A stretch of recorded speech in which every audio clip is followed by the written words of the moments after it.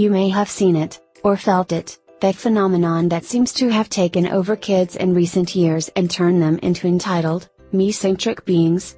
I call it the me epidemic, and believe it or not, it happens in tiny little ways every single day when we're not conscious of it. The good news? It is totally curable.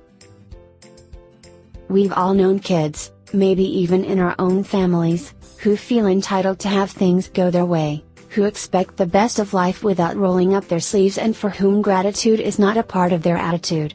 While these kids can be hard to live with now, over-entitled kids eventually become high-maintenance employees and demanding spouses with the same childish attitudes, only on a greater scale.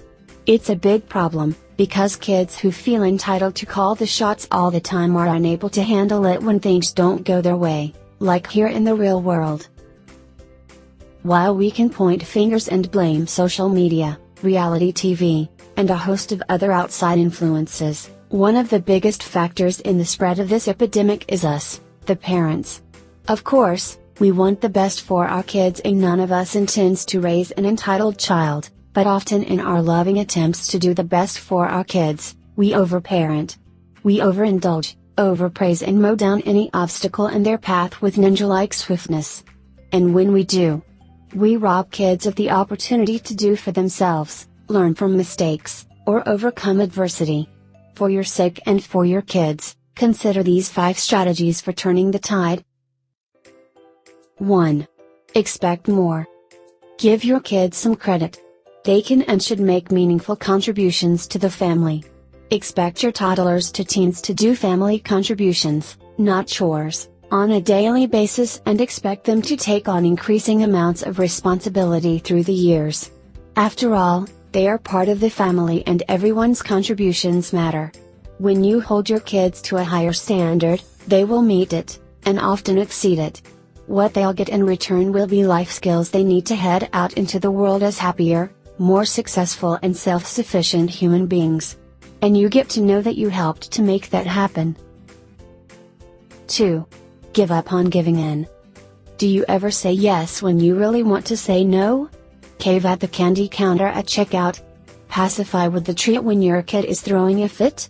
It's time to turn over a new leaf and have the courage to say no and mean it. You'll teach your kids that life won't always go their way, and that's okay. You'll be establishing, and sticking, to healthy boundaries. And your little ones and big ones will learn that fit throwing, eye-rolling, and pouting isn't going to do the trick.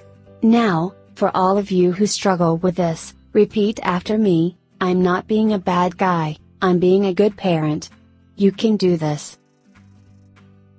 3. Hand over the reins. Every time we rescue our kids from their mistakes, intervene on their behalf, or smooth the way so things are easier for them, we rob them of a learning opportunity, the chance to be responsible, to figure it out for themselves, or to face a scary situation. Little by little they just stop trying. It's time to hand over the reins to the rightful owner. Instead of rushing the homework to school so your kids don't get in trouble, let them know with love, and plenty of training so they can be successful, that it's their responsibility to remember what they need each day. Let them know that having their own conversations with teachers, coaches and peers about issues that arise is a powerful part of growing up. You can help prepare them by role-playing so they can have respectful conversations and learn problem-solving skills. Trust in your kids' ability and turn over the reins so they can learn from their successes and failures. You'll be there to support them, but they'll feel so much more empowered by handling things on their own without you intervening or rescuing. 4. Shut down the ATM. This is a big one. Instant gratification is king in today's society. I want it, I get it. Now. The best way to fight this phenomenon with our kids is to stop handing over $20 whenever they ask for it. Instead, set a specific allowance amount per week and a list of expenses your child is now responsible to cover. Little kids can use allowance for treats when they go to the store. Big kids can be responsible for school lunches, school clothing and entertainment. Allowance is an essential tool to teach delayed gratification and fiscal responsibility, how to spend wisely, save, budget, and give charitably. How will our kids be successful with a real paycheck and bigger expenses if they don't learn those important life skills at home? Teach them the tools and help them flourish. 5. Uncenter their universe. The research is clear that those with an attitude of gratitude in life are happier, less depressed, take stress in stride, and see life with a healthy optimism. In our overindulged culture, we know that gratitude takes practice. It's something we have to teach our kids. Model for them and let them know the world doesn't owe anyone anything, and that we all have to do our part to make it a better place. Help kids learn to appreciate their first world circumstances, without lecturing about starving kids in third world countries.